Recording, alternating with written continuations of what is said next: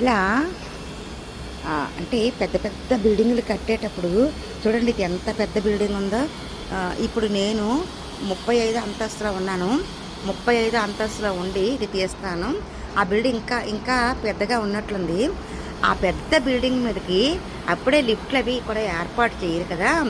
ఎలా సామాన్లన్నీ అదిగో చూసారా అంత కింద నుంచి సామాన్లు ఇలా ఇంత పైకి ఎలా తీసుకెళ్తారా అని చెప్పేసి అనుకుంటే ఇదిగో ఇప్పుడు తెలిసింది. అదిగో చూసారు అక్కడ ఆ పక్కనే ఒక లిఫ్ట్ లాంటిది ఉంది.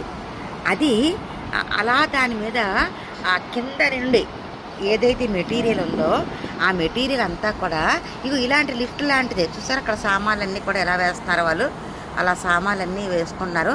అలాగా చూసారా అది ఎలా కిందకి వెళ్తుంది, అలా కిందకి వెళ్తుంది. చూసారా ఎలా కిందకి వెళ్తుందో అలాగా.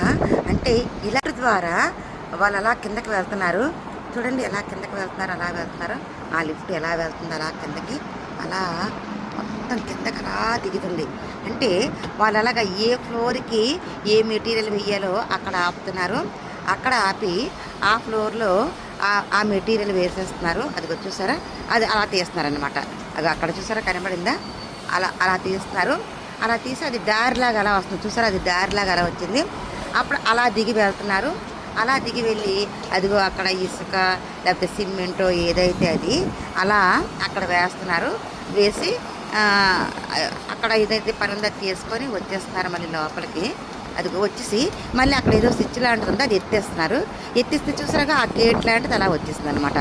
అలా వచ్చేస్తే వాళ్ళు మళ్ళీ అలా ఏ ఫ్లోర్కి కావాలంటే ఆ ఫ్లోర్కి అలా కిందకి వెళ్ళిపోతున్నారు. చూసారా నేనైతే అదే మన ఇండియాలో కూడా ఇలా ఇంత పెద్ద పెద్ద బిల్డింగులు చూసి ఇక్కడ లిఫ్ట్ ఉండదు, ఏముండదు, అప్పుడే తయారు చేయరు కదా, ఎలాగా ఈ సామాన్లన్నీ తీసుకువెళ్తారా అని అనుకున్నాను.